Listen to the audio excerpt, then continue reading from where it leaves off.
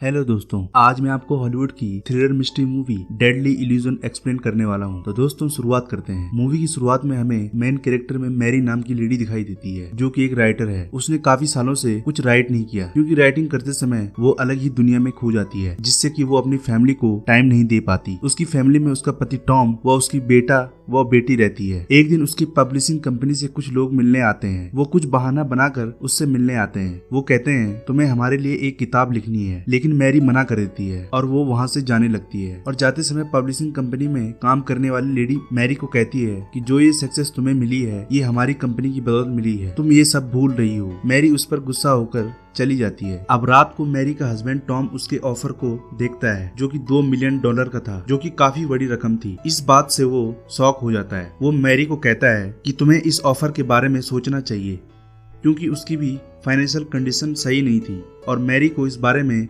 पता भी नहीं था। अब रात को मैरी का पति उसे बताता है कि मैंने जो पैसे सेव किए थे उसमें से मैंने आधे खर्च कर दिए। मैरी ये बात सुनकर परेशान हो जाती है और अब उसे न चाहते हुए भी ये किताब लिखनी होगी। अगले दिन मैरी अपनी फ्रेंड के साथ इस फार्म में जाती है। वो उसे अपनी परेशानी बताती है। वो बताती है मुझे अपने बच्चों की फिक्र है और जब मैं किताब लिखती हूँ तो अलग पर्सन बन जाती हूँ।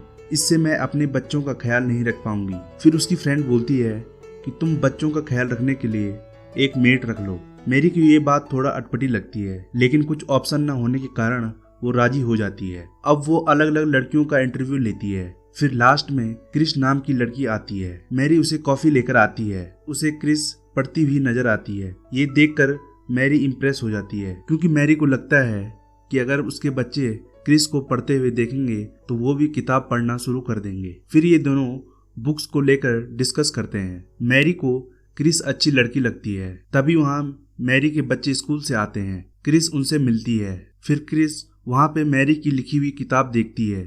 ये देखकर वो खुश हो जाती है कि वो राइटर के घर में है। क्रिस के अच्छे व्यवहार को देखकर मैरी उसे हायर कर लेती है। अब एक दिन बच्चे स्विमिंग पूल में खेलने की जिद कर रहे थे, तो क्रिस ने अपने कपड़े नहीं लाए होते, तो मैरी उसे अपनी जवानी का स्विम सूट उसे दे देती है। वहाँ मैरी की फ्रेंड भी आई होती है। वो मैरी को कहती है कि तुम इससे सावधान रहना, तुम्हारे हस्बैंड और इसके बीच में कुछ हो सकता है। लेकिन मैरी क्रिस को अच्छी लड़की लगती है, तो वो इस बात पे ध्यान नहीं देती। अब रात को क्रिस बच्चों के साथ खेलती रहती है।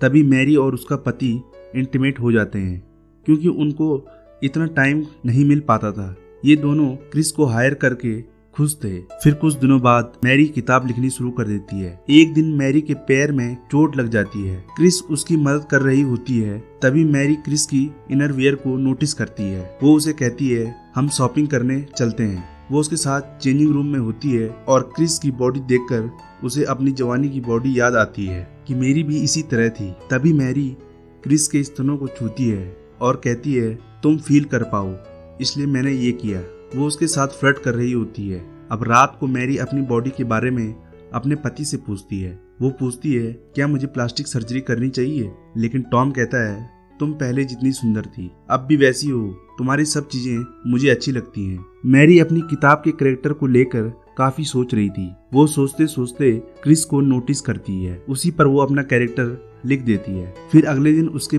कंपनी से लोग मिलने आते हैं। वो उसके बुक्स के लिए आइडिया देते हैं। तभी मैरी हमेशा क्रिस के बारे में सोचती रहती थी। अगले दिन मैरी जिम में अपनी फ्रेंड के साथ होती है। वो उसे बताती है कि मैं क्रिस से काफी अट्रैक्ट होने लगी हूँ। पहले उसे ऐसा नहीं लगता था। उसकी फ्रेंड बोलती है ये तुम जो महसूस कर रही हो, ये सब कुछ तुम राइटिंग में यूज कर सकती हो। एक रात मैरी और टॉम मैरी की फ्रेंड के यहाँ जाते हैं, जिसका नाम इलिन है। इलिन का हस्बैंड मैरी से कहता है तुम्हारी बुक काफी अच्छी थी। मैरी कहती है जब मैंने उसे लिखा तो उस समय मैं अपनी लाइफ में डार्कनेस में थी। इलिन का हस्बैंड बोलता है यही डार्कनेस एक राइटर को आर्टिस्ट बनाता है। अगले दिन मैरी क्रिस को मसाज करने को कहती है। उसे बहुत अच्छा लगता है और स्विमिंग पूल में कूद जाती है। वो क्रिस को भी अपने पास बुला लेती है। वे दोनों एंजॉय करते हैं। बाहर आने के बाद दोनों शराब पीते हैं। क्रिस मैरी से कहती है कि मुझे लाइफ में फैमिली का सुख नहीं मिला, लेकिन आप लोगों के साथ मुझे अच्छा लगता है। मैरी उससे कहती है तुम्हारी वजह से मैं कुछ लिख पाई। इसके बाद मैरी जब उठी तो क्रिस उसके साथ सोई हुई थी, तो उसे लगता है कि हम दोनों इंटीमेट हो गए हैं। उसे पता नहीं कि वो क्रिस के साथ इंटीमेट हुई थी या नहीं। अगले दिन वो बच्चों का प्ले देखने जाते हैं। मैरी क्रिस से कहती है कल जो भी हुआ वो फिर नहीं होना चाहिए, हम इसके बारे में बात नहीं करेंगे। क्रिस कहती है ऐसा कुछ नहीं हुआ। मैरी समझती है कि वो बात समझ गई। अब एक दिन मैरी बात लेते हुए क्रिस को इमेजिन करती है कि वो उसे प्यार कर रही है। अब मैरी घर पर राइटिंग कर रही होती है। उसे बच्चे डिस्टर्ब न करें इसलिए टॉम बच्चों और ग्रेस को लेकर लंच पे जाता है। तभी मैरी की फ्रेंड एलिन उसे देखती है। उसे लगता है कि इन दोनों के बीच कुछ चल रहा है। टॉम को आज क्रिस काफी कॉन्फिडेंट दिखाई देती है। वो हमेशा शर्मीली होती है। वो टॉम को रिझाने की कोशिश करती है और टॉम भी उसकी तरफ अट्रैक्ट हो रहा होता है। अब कुछ दिनों बाद मैरी अपनी किताब कंप्लीट कर लेती है। मैरी और क्रिस सेलिब्रेट करने के लिए लेक पर जाते हैं। यहाँ पर वो ड्रिंक करते हैं। क्रिस मैरी को किस करती है और उसे रोककर कहती है हम ये सब नहीं कर सकते, मैं तुम में अपने आप को देखती हूँ। अब घर लौटते समय मैरी का साइकिल का टायर पंचर हो जाता है। वो घर देर से पहुँचते हैं। मैरी वहाँ अपने फ्रेंड को देखती है। मैरी बोलती है तुम यहाँ क्या कर रही हो? एलिन बोलती है मुझे लगता है टॉम और क्रिस के बीच में कुछ चल रहा है, इसी सिलसिले में तुमसे बात करने आई हूँ। मैरी ने पहले भी टॉम और एलिन को एक साथ देखा था तो वो एलिन पर ही शक करती है। एलिन गुस्से में कहती है तुम मेरी बेस्ट फ्रेंड हो, तुम्हारे साथ मैं ऐसा नहीं कर सकती। इसके बाद वो चली जाती है। अब डिनर बनाते समय क्रिस मैरी को प्यार करने लगती है। टॉम वहाँ पहुँचता है पर उसे देख नहीं पाता। अब मैरी जल्दी सो जाती है। रात को उसे कुछ आवाजें सुनाई देती है। तभी वो देखती है कि क्रिस और टॉम इंटीमेट हो रहे हैं। क्रिस मैरी को देखती है और टॉम को कहती है कि उसने नींद की दवाई ले रखी है, जब वो सुबह उठेगी तो उसे कुछ याद नहीं रहेगा। अब सुबह मैरी उठती है, उसे सब कुछ याद रहता है। वो क्रिस को अपनी फैमिली के साथ डिनर टेबल पर देखती है। इस बात पर गुस्सा हो जाती है। वो क्रिस को बाहर निकाल देती है और टॉम से कहती है कि तुम मुझे धोखा दे रहे हो। टॉम कहता है ऐसा कुछ नहीं हुआ, ये सिर्फ तुम्हारा सपना है। अब मैरी ने क्रिस को जिस एजेंसी से हायर किया होता है वो वहाँ कॉल करती है। उसे पता चलता है कि क्रिस नाम की कोई लड़की यहाँ काम नहीं करती। अब मैरी को उस पर शक गहरा जाता है। अब क्रिस के बारे में जानने के लिए वो लाइब्रेरी जाती है। क्रिस जो बुक पढ़ रही होती है उसी बुक की इंफॉर्मेशन उसके लाइब्रेरी से निकालती है। इस बुक को किसी ने नहीं पढ़ा होता है। इससे मैरी को क्रिस का रियल नाम पता चल जाता है। अब वो श्योर हो जाती है कि क्रिस कुछ न कुछ छुपा रही है। फिर वो अपनी फ्रेंड एलिन के पास जाती है पर वो वहाँ देखती है कि किसी ने एलिन का मर्डर कर दिया। मैरी पुलिस को बुलाती है पर पुलिस मैरी को ही अपनी हिरासत में ले लेती है क्योंकि मर्डर वाले वेपन में मैरी के फिंगरप्रिंट होते हैं। पुलिस मैरी को बताती है कि हमें सीसीटीवी में आपकी तरह ड्रेस पहनी हुई लड़की वहाँ पर दिखाई देती है। मैरी कहती है कैमरे में मेरी तरह ड्रेस पहनी हुई कोई भी हो सकती है। अब मैरी को बचाने उसका पति टॉम वहाँ आता है। मैरी उसे बताती है ये सब क्रिस कर रही है, उसने हमसे कई सारी चीजें छिपाई हैं। अब मैरी के पास क्रिस का एड्रेस होता है। वो उसके घर जाती है तो वहाँ उसकी फोस्टर मॉम होती है। वो उसे बताती है कि जब वो छोटी थी तो उसके घर वाले उसे मारते पीटते रहते थे, जिसके लिए वो जेल भी गई। मैरी वहाँ पे देखती है कि ये लेडी अलग अलग आवाज में बात कर रही थी, उसे कुछ बीमारी थी।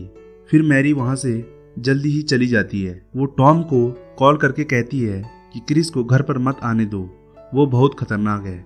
पर घर पर पहले से ही क्रिस मौजूद होती है। टॉम जब नहा रहा होता है तो मैरी के कपड़ों में क्रिस वहाँ आ जाती है। अब इससे पता चलता है कि एलिन का मर्डर उसी ने किया है। वो टॉम के साथ इंटीमेट होना चाहती है पर टॉम कहता है तुम्हारे साथ रहना मेरी एक बहुत बड़ी भूल थी, तुमने मुझे फंसाया है। इस बात से क्रिस को गुस्सा आ जाता है और टॉम पर चाकू से हमला कर देती है। तब तक मैरी भी वहाँ पर आ जाती है। क्रिस अपनी ड्रेस बदलकर मैरी के सामने आती है और मैरी टॉम के बारे में पूछती है। क्रिस कहती है वो नहा रहे हैं, वहाँ मत जाओ। तभी मैरी को शक होता है कि ये झूठ बोल रही है।